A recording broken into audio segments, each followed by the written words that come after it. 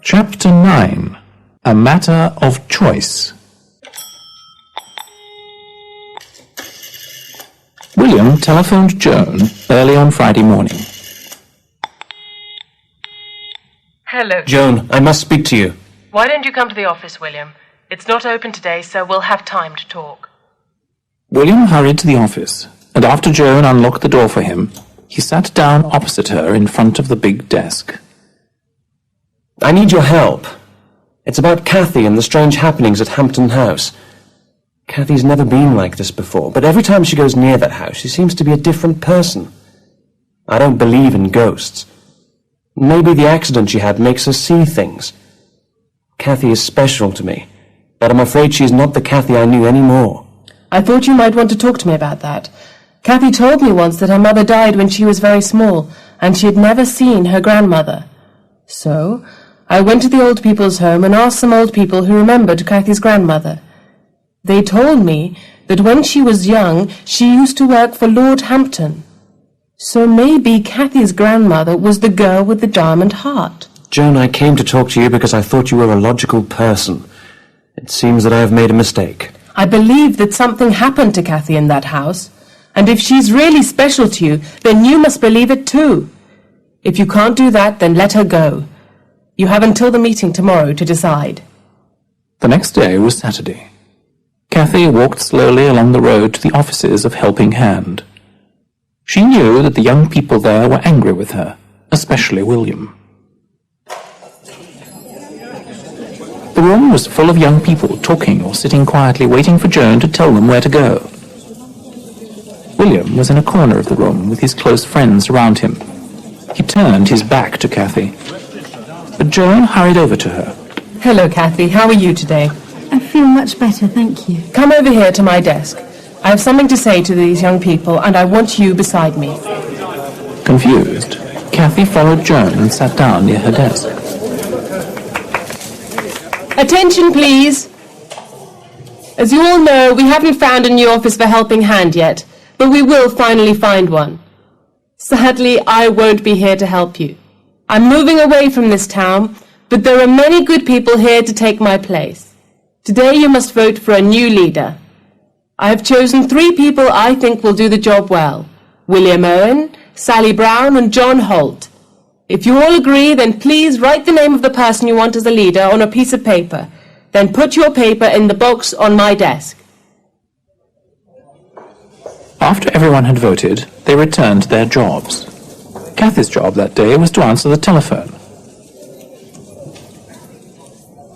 When the office was quiet, Joan turned to Kathy. That old house we saw, Hampton House, it's being pulled down today. No! Kathy jumped up from the chair. She ran outside, feeling that she had to visit the old house one more time.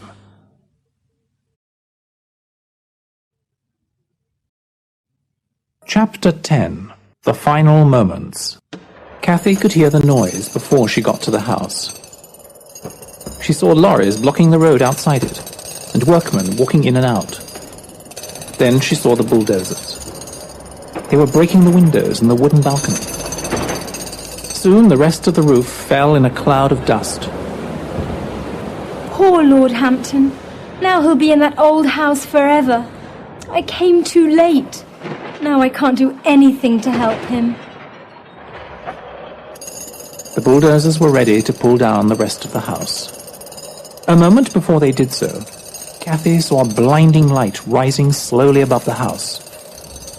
For a moment, the house looked the way it did in the past, full of glamour, and then it fell to pieces. Only dust, bricks and stones were left where once the beautiful home of Lord Hampton had stood. Kathy looked at the light shining in the air. It became dimmer as it travelled higher. Then she thought she heard the voice call. Goodbye, Kathy. Goodbye. Have a safe journey, Lord Hampton. Goodbye. Move along, miss. It's dangerous round here. Kathy smiled at the workman. Suddenly, she felt very happy. She did not go back to the Helping Hand office. Nobody telephoned her or came to her home. But Kathy didn't mind. She waited quietly for a message or sign. It came at last through an article on the front page of the local paper, which began with the words, "No ghosts in Hampton House." They pulled Hampton House down last Saturday. The house was empty, apart from an old dining room table and 4 chairs buried under weeds and rubbish in the garden. They had obviously been there for many years. In the basement of the house, workmen found 2 armchairs and a small table. That was all that remained of a rich man's property. Helping Hand Club's office is going to be in the new building. "We're very pleased," said William Owen, the newly elected leader of Helping Hand. "If anyone has any information about the house or its previous owner, please contact the editor of this paper. Telephone 335-3572. Kathy tore the newspaper into small pieces and threw them out of the window. The wind lifted the pieces high into the air. She didn't even look at them. The past was over, and now she was in a hurry to get to the new Helping Hand office. She wanted to see her friends again, but most of all she wanted to see William. Meanwhile, William was reading the same article at home. When he finished, he tore his newspaper into pieces and threw them into the dustbin. Then he took his coat and left. He walked down the road, whistling as he went. Then he saw Mrs. Smith coming out to collect her milk from the doorstep. Good morning, Mrs. Smith. There goes a young man in love. Best of luck, William. It was the day Helping Hand was going to move to the new offices. The old building was full of people who were anxious to help. But it did not take more than a moment for William to realize that Kathy was not there. Suddenly, he felt miserable. He sat in his chair and closed his eyes. She's right, of course.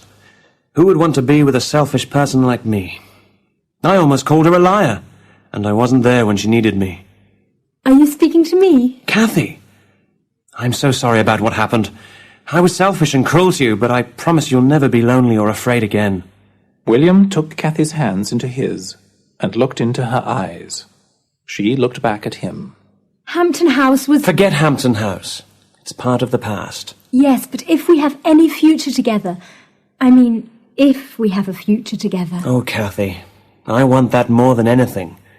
But can you forgive me for the way I acted? I will never doubt you again. Of course I will, William. Oh, Kathy, I love you so much. I think that's everything.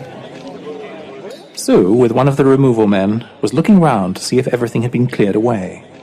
She saw William and Kathy holding hands, looking into each other's eyes.